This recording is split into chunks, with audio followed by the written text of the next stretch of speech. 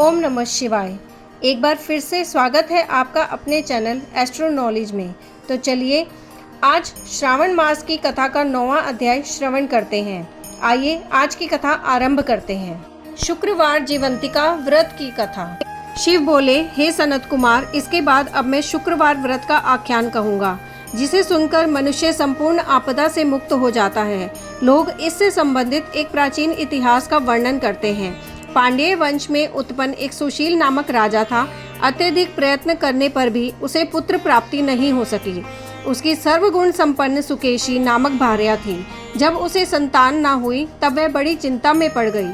तब स्त्री स्वभाव के कारण अति साहस युक्त मन वाली उसने मासिक धर्म के समय प्रत्येक महीने में वस्त्र के टुकड़ों को अपने उदर पर बांधकर उदर को बड़ा बना लिया और अपनी प्रसूति का अनुकरण करने वाली किसी अन्य गर्भिणी स्त्री को ढूंढने लगी। भावी देव योग से उसके पुरोहित की पत्नी गर्भिणी थी। तब कपट करने वाली राजा की पत्नी ने किसी प्रसव कराने वाली को इस कार्य में लगा दिया और उसे एकांत में बहुत धन देकर वह रानी चली गई। उसके बाद रानी को गर्भिणी जानकर राजा ने उसका पुंसवन और अनलोभन संस्कार किया। 8वां महीना होने पर सीमंत उन्नयन संस्कार के समय राजा अत्यंत हर्षित हुए।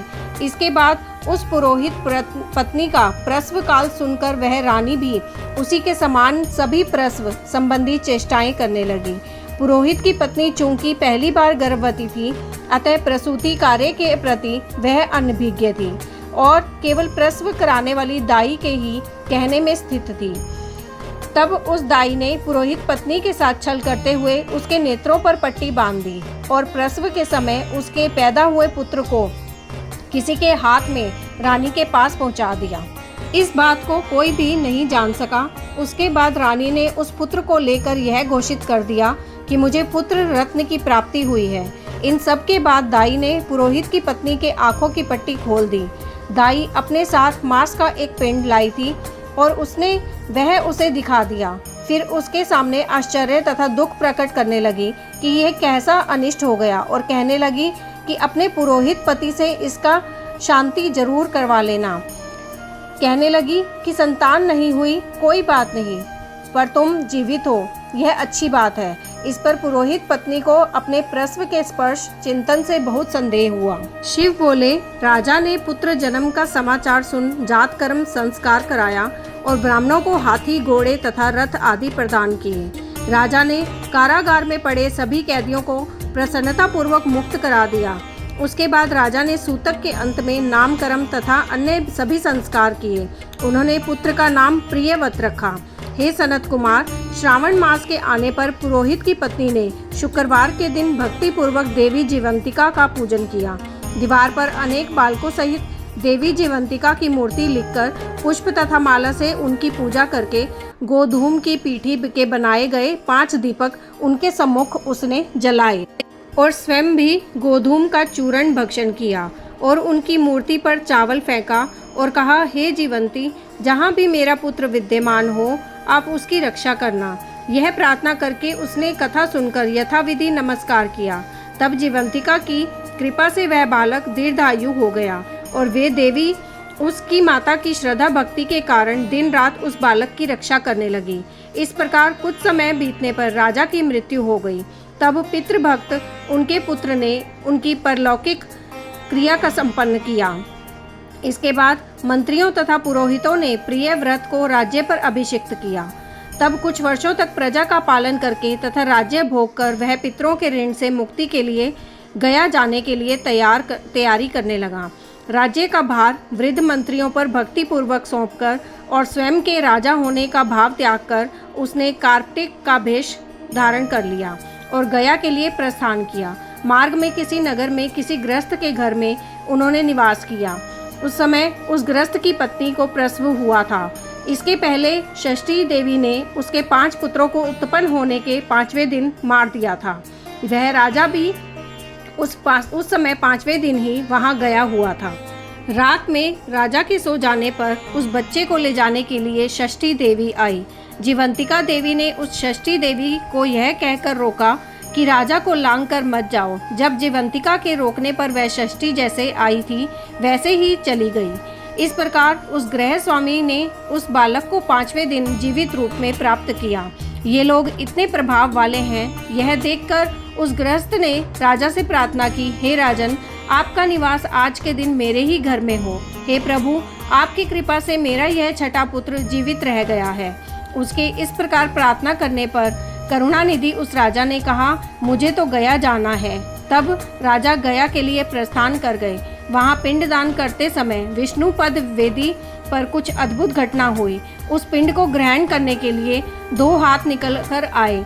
तब महान विस्मय युक्त राजा संशय में पड़ गए और पुनः पिंडदान कराने वाले ब्राह्मण के कहने पर उन्होंने विष्णु पद पर पिंड रख दिया। इसके बाद उन्होंने किसी ज्ञानी तथा सत्यवादी ब्राह्मण से इस विषय में पूछा। तब उस ब्राह्मण ने उनसे कहा कि ये दोनों हाथ आपके पितर के थे। इसमें संदेह हो तो घर जाकर अपनी माता से पूछ लीजिए, वह बता देंगी। तब राजा चिंतित तथा दुखी हुए और मन में अनेक बातें सोचने और विचार करने लगे। वे यात्रा करके पुनः वहां गए जहां वह बालक जीवित हुआ था। उस समय भी उस स्त्री को पुत्र उत्पन्न हुआ था और वह उसका 5वां दिन था। वह जो दूसरा पुत्र हुआ था उसे लेने रात में फिर वही षष्ठी देवी आई। तब जीवंतिका के दोबारा रोके जाने पर उस षष्ठी देवी ने उनसे कहा, इसका ऐसा क्या कृत्य है अथवा क्या इसकी माता तुम्हारा व्रत करती है जो तुम रात दिन इसकी रक्षा करती हो। तब षष्ठी का वचन सुनकर जीवंती ने धीरे से मुस्कुराकर इसका सारा कारण बताया। उस समय राजा शयन का बहाना बनाकर वास्तविकता जानने के लिए जाग रहा था। अतः उन्होंने जीवंती और षष्ठी दोनों की बातचीत सुन ली। जीवंती ने कहा, हे षष्ठी, श्रावण मास में शुक्रवार को इसकी माता मेरे पूजन में रत रहती है और व्रत के संपूर्ण नियम का पालन करती है। वह सब मैं आपको बताती हूँ। वह हरे रंग का वस्त्र तथा कंचुकी नहीं पहनती और हाथ में उस रंग की चूड़ी भी नहीं धारण करती। वह चावल के धोने के जल को कभी भी नहीं लांघती, हरे पत्तों के मंडप के नीचे नहीं जाती और हरे वर्ण का होने के कारण करेले का शाक भी वह नहीं खाती है। यह सब वह मेरी प्रसन्नता के लिए करती है, अतः मैं उसके पुत्र को किसी को मरने नहीं दूंगी। यह सब सुनकर राजा प्रियव्रत अपने नगर को चले गए। उनके देश के सभी नागरिक स्वागत के लिए आए। तब राजा ने अपनी माता से पूछा, हे माते, तुम क्या जीवंतिका देवी का व्रत करती हो? इस पर उसने कहा कि मैं तो इस व्रत को जानती भी नहीं हूँ। उसके बाद राजा ने गया यात्रा का समुचित फल प्राप्त करने के लिए ब्राह्मणों तथा सुवासिनी स्त्रियों को भोजन कराने की इच्छा से उन्हें निमंत्रित किया और व्रत की परीक्षा लेने के लिए सुवासिनियों को वस्त्र, कंचुकी तथा कंकड़ भेजकर कहलाया कि आप सभी को भोजन के लिए राजभवन में आना है। तब पुरोहित की पत्नी ने दूत से कहा कि मैं हरे रंग की कोई भी वस्तु कभी ग्रहण नहीं करती हूँ। राजा के पास आकर दूत ने उसके द्वारा कही गई बात राजा को बता दी। तब राजा ने उसके लिए सभी रक्त वर्ण के शुभ परिधान भेजे। वह सब धारण करके वह पुरोहित पत्नी भी राजभवन में आई। राजभवन के पूर्वी द्वार पर चावलों के धोने का जल पड़ा देखकर, वहां हरे रंग का मंडप देखकर वह दूसरे द्वार से चली गई। तब राजा ने पुरोहित की पत्नी को प्रणाम करके इस समय नियम का संपूर्ण कारण पूछा। इस पर उसने इसका कारण शुक्रवार का व्रत बताया। उस प्रिय व्रत को देखकर उसके दोनों स्तनों में से बहुत दूध निकलने लगा। दोनों वक्ष स्थलों से उस राजा को दुग्ध की धाराओं से पूर्ण रूप से सिंचित कर दिया। तब गया में विष्णुपदी पर निकले दोनों हाथ जीवंतिका तथा षष्ठी दोनों देवियों के वार्तालाप तथा पुरोहित पत्नी के स्तनों से दूध निकलने के द्वारा राजा को विश्वास हो गया कि मैं इसी का पुत्र हूँ। उसके बाद पालन पोषण करने वाली माता के पास जाकर विनम्रता पूर्वक उन्होंने कहा, हे माते, डरो मत, मेरे जन्म का वृत्तांत सत्य सत्य बता दो। यह सुनकर सुंदर केशों वाली रानी ने सब कुछ सच सच बता दिया। तब प्रसन्न होकर उन्होंने जन्म देने वाले अपने माता पिता को नमस्कार किया और संपत्ति से वृद्धि को प्राप्त कराया। वे दोनों भी परम आनंदित हुए। एक दिन राजा प्रियव्रत ने रात में देवी जीवंती से प्रार्थना की, हे जीवंती, मेरे पिता तो ये हैं, तो फिर गया में वे दोनों हाथ कैसे निकल आए थे? तब देवी ने स्वप्न में आकर संशय का नाश करने वाले वाक्य कहा, हे प्रियव्रत, मैंने तुम्हें विश्वास दिलाने के लिए यह माया की थी, इसमें संदेह नहीं है। हे सनत कुमार, यह सब मैंने आपको बता दिया। श्रावण मास में शुक्रवार के दिन इस व्रत का अनुष्ठान करके मनुष्य सभी मनोरथों को प्राप्त कर लेता है। इस प्रकार श्री स्कंद पुराण के अंतर्गत ईश्वर सनत कुमार संवाद में श्रावण मास महात्म्य में शुक्रवार जीवंतिका व्रत कथन नामक 9वां अध्याय पूर्ण हुआ। और ये था श्रावण मास का 9वां अध्याय। आगे की और कथा सुनने के लिए आपके अपने चैनल एस्ट्रो नॉलेज को सब्सक्राइब कर लीजिए ताकि आने वाली वीडियोस के नोटिफिकेशन आपको मिल सके। ओम नमः शिवाय।